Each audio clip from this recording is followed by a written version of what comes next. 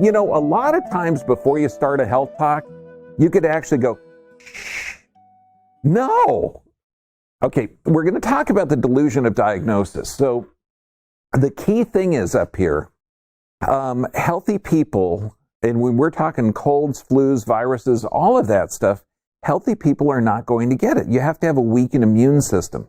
If you have physical, chemical, or emotional stress, and you have a massive viral load, you're going to develop an immune system response, which is humoral and cellular. You're going to develop a good response that you can pass on to next generation. The people in this current panic are dying with comorbid conditions. Now, there's a big difference between dying from a virus or dying with a virus. Now, let's say that you had 70 trillion viruses in you. Let's call you human, okay? So you have all these viruses. Now, how many viruses do you have? Well, there's one test that's being utilized now that hasn't a clue. Okay, it's called a PCR test, where they take a little tiny piece of a virus, duplicate it a whole bunch of times. If you duplicate it too much, it's like a copy of a copy where you can't read it.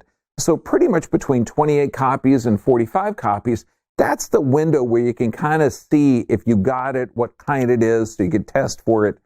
And the problem is it tests that you got the presence of this virus, but not that this virus is doing any harm to you, or it could be something else. So when we're looking at comorbid conditions, and this means that somebody gets a virus, okay, and they also have other problems. So let's say that you have kidney disease, just got over chemotherapy, and you're on dialysis and you die, okay? And then they test you that you're positive. So the comorbid conditions are huge.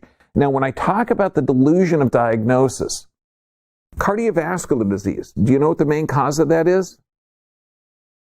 Some people will say smoking, some people will say environment, some people will say that it's unknown. So it's a whole bunch of different causes. Do you know what the cause of high blood pressure is? Idiopathic, it's unknown. When you look at this, diabetes type 2, do you know what the cause of it is? Now people in the know are going, oh yeah, it's diet. It's really bad. Medications can cause it. Absolutely. But do you know officially what the cause is? It's unknown. Okay, so these are not unknown. That's foolishness. Okay, these are stress responses. So you have physical, chemical, and emotional stressors. So when we look at this, if you're under stress and your blood gets thick, okay, because you're getting in that sympathetic dominant state, and your blood pressure gets high, and your cholesterol gets high, and this is an intelligent response by your body to the environmental stimulus. That's an intelligent response. When people come in and they say, doc, I got this high blood pressure, just can't get it down, taking 3 medications, and I go, wow, cool, okay. Do you know what caused it? Oh, it runs in my family. Okay, good. What species on the planet, pick anything, earthworms, giraffes, whatever, that can't regulate their own physiology? Anybody?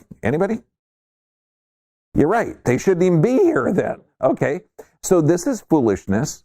So you have people that are suffering under stress that are diagnosed with these insane conditions, which are really stress adaptations. These people's bodies are working correctly, but they're not taught to deal with the stress. So what we're going to do is go into the delusion of diagnosis. Because let's say we had 5 people in the front that all had high blood pressure.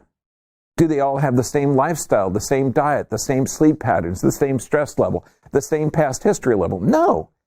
So this is the delusion of diagnosis. It means that you can't come up with that. And the immune system is everything. Okay, we're walking along and I'm thinking, because you see, people wearing masks exercising, which there's no data to support that. And I thought, why don't they have masks for dogs? And I came across this because now they're saying that dogs can transmit certain viruses. Okay, so crazy. But then those 2 pictures that I put together, that's a South Korea. You're talking over 1 million people, millions of people, they say, on mask restrictions. So should you wear a mask? Well, you've got 2 different people there. One is saying, if you don't wear a mask, you're being selfish and you're trying to kill grandma.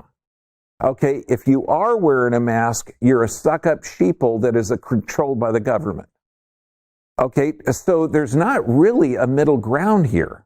If you look at it as a belief system, that they're scared, okay, then you can develop a connection and then you can open it up. Okay, so this guy, Professor Udi Kimron, head department of clinical microbiology, immunology at Tel Aviv University. History will judge the hysteria, and it will. It won't be for the next 3-4 years. You're going to see little bits of truth coming out on the internet. Like someone will say, well, I know a guy that was under 30 that died from this. Okay, great. If he was healthy under 30, you can make $5,000. Go to thedoctorwithin.com. He still has a $5,000 reward to find a healthy person that had no comorbid conditions that got this and actually died from the disease, not from the therapies or the interventions. And so if you have that, you get $5,000.